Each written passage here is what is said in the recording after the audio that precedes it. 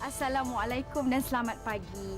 Kalau kita sebelum ni bersama dengan Cik Ismail, Cik, sembang lanskap untuk minggu ini kita bersama dengan Tuan Haji Rahim, iaitu seorang pakar horticulture katanya. Apa khabar Cik Haji? Khabar baik. Ya. Jadi kita dengan tanah-tanah kali hari ini nak dengar penerangan dari Cik Tuan Haji Rahim tentang apakah ciri-ciri yang terbaik untuk digunakan dalam campuran dan pokok dalam pasu lah. Hiasan dalam pasu. Ya, okey. Sebenarnya ada ciri-ciri yang tertentu. Yang pertamanya yang kita nak ialah kita mesti ada satu campuran tanah yang mempunyai tekstur yang sesuai. Maksudnya iaitu gembur dan perui. Mengapa kita nak begitu? Kerana pertamanya kita nak adakan pengudaraan yang elok kepada campuran tanah kita. Ya. Kedua, untuk saliran yang elok. Bermakna campuran itu kita tidak mahu air yang bertakung. Yang ketiga ialah kita nakkan biar senang dan mudah akar-akar menjalar di dalamnya. Ya. Dan campuran yang orang kata yang lengkap ataupun yang sesuai mempunyai 4 komponen sebenarnya. Ya, jangan ya. Yang pertama, kita mesti ada tanah. Dan bila saya sebut tanah ni ya, kau dapat biarlah tanah atas ataupun topsoil. Kita tak mau tanah yang bawah yang terlalu banyak tanah liat yang boleh menyebabkan tanah itu menjadi padat. Baik itu orang kata komponen yang pertama. Komponen yang kedua ialah bahan organan. Ya. Dan bahan organan sini saya gunakan iaitu tanah gambut. Ya. Dan kita tengok ada perbezaan sikit warnanya, dan memang tanah gambut ini datangnya daripada remputan hijau sebenarnya. Baik itu komponen yang pertama. Komponen yang ketiga pula ialah pasir. Ya. Dan pasir pula yang kita nak ialah pasir sungai kalau dapat. Kalau dapat elakkan iaitu pasir laut ataupun pasir lumbung. Mengapa? Kerana ia terlampau halus. So pasir sungai ini kasar, dan ini juga yang orang kata membukakan tanah untuk pengaliran air dan juga pengudaraan. Ya, okey. So sekarang kita dah ada tanah, kita dah ada bahan organik dan kita ada iaitu pasir. Satu lagi yang kita mesti ada iaitu baja-baja asas. Ya.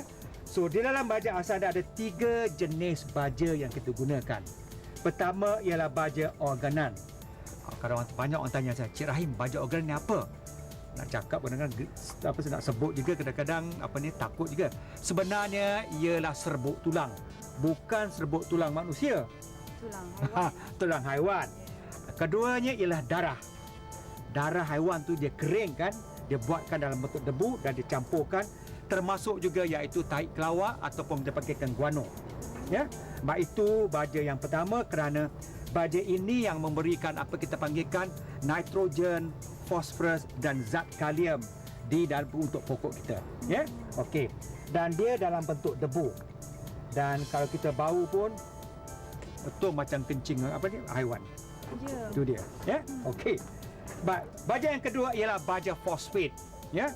Dan baja fosfat ni memanglah penting untuk pokok-pokok kerana baja fosfat membina sel-sel pokok.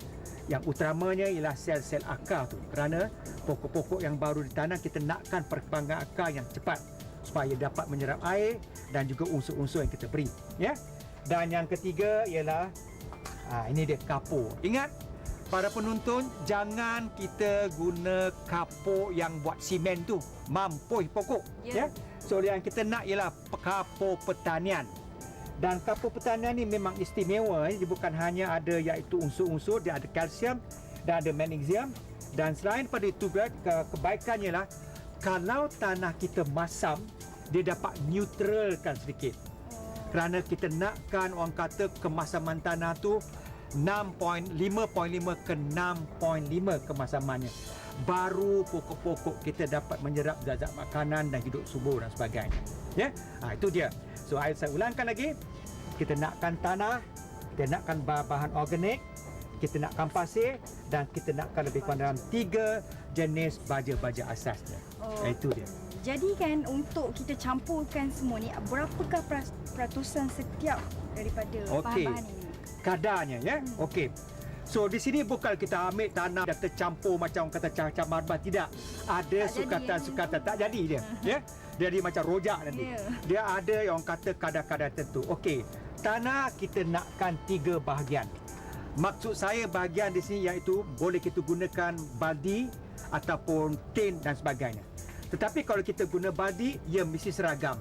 Tanah pun mesti guna baldi, ini pun kita dapat tanah gambut pun baldi dan juga pasir. Jangan kita ubah-ubahkan. Kalau kita ubahkan Tak boleh. Bermakna dia tak seragam. Itu kita tak mau. Sukatannya mesti seragam dengan menggunakan kalau baldi, biar semua baldi. Ya. So apa kita nakkan 3 bahagian tanah, ya. Lepas tu 2 bahagian iaitu tanah bahan organik, bahan organan dan 1 bahagian pasir. 3, 2, 1. Senang sangat nak menjebak angka tu. Saya ingat dulu saya belajar kat sekolah ini. Yalah. Kemahiran hidup ya. 3, 2, 1. Okey. Selepas tu apa dia? Kita sukatkan juga kita punya baja asasnya. Berapa kita nak? Untuk baja organan ya, sekurang-kurangnya 1.2 kilogram. Banyak. Ya. Fosfat pula 1.2 kilogram dan kapur 600 gram. Dan kesemua ni kita bancurkan ya dengan ukuran campuran tanah kita ialah 1 meter padu. Bermakna 1 meter kali 1 meter kali 1 meter, itulah banyak baja asasnya. Itu dia. Kita mesti ingat tu. So jangan gunakan sukatan yang begini dengan 1 kg mampus pokok. So bermakna kalau sukatan tanah kita kurang, ini pun kita kurangkan juga, ya. Tetapi untuk saya nak buat hari ni dengan dengan sukatan yang ada ni, kemungkinan saya gunakan 50 gram saja. Bermakna isi padu kita kecil, baja-baja organik pun kita kecilkan juga dia punya jumlah ni dan sebagainya. Alright. Sekarang saya nak tunjuk macam mana kita nak mencampurkan. Cubalah cari macam benda macam penyodok ni Kalau tidak ada penyodok, boleh kita gunakan sudut tanah dan sebagainya. So apa kita buat? Tautkan tanah di yang atas dan kita apakan sikit. Turunkan sikit. Lepas tu kita ambil tanah gambut ni dan kita letakkan dia di atas ya. Sekarang kita masukkan apa dia? Pasir pula. Dan pasir kita taburkan saja di atasnya. Begitu saja. Ya. Ingat, susun para penonton, susun berlapis-lapis, ya. Okey, mulakan dengan baja organik. Dan di sini saya gunakan lebih kurang dalam 50 ke 80 gram saja ya. Bukan 1.2 kerana ukuran jadi kecil, ya. Taburkan saja, gatakan. Ya. Sekali lagi. Itu dia. Okey, ini baja organik. Selepas tu kita punya iaitu apa dia? Baja fosfat. Itu dia. Dan yang penghabisan sekali apa dia? Kapur. Itu dia, ya.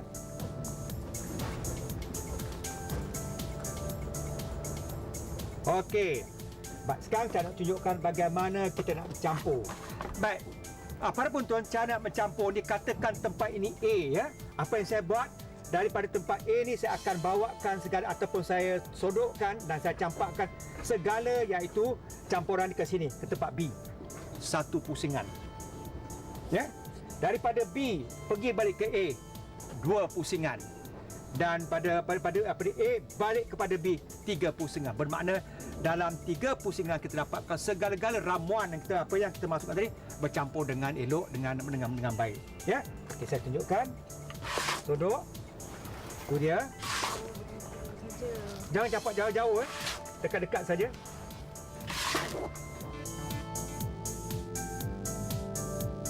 Okey, round yang pertama. Ya. Sekarang kita pergi round yang kedua.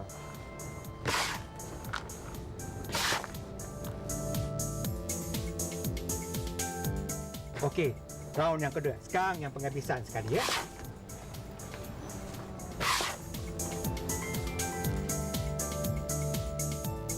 Para penonton, iaitu campuran tanah untuk pokok-pokok pasuan yang boleh kita gunakan, ya. Dan tanah ini boleh kita gunakan orang kata serta-merta ataupun nak simpan pun boleh kalau kita nak tanam pokok-pokok yang lain kemudian tu pun boleh kita, ya. Dan pengalaman saya semasa dekat UPM ya, campuran tanah ni memang saya dah gunakan kepada berbagai jenis pokok. Pokok-pokok yang hiasan berbunga, yang berdaun, termasuk pokok palma, pokok buluh. Inilah campuran tanah yang kita gunakan.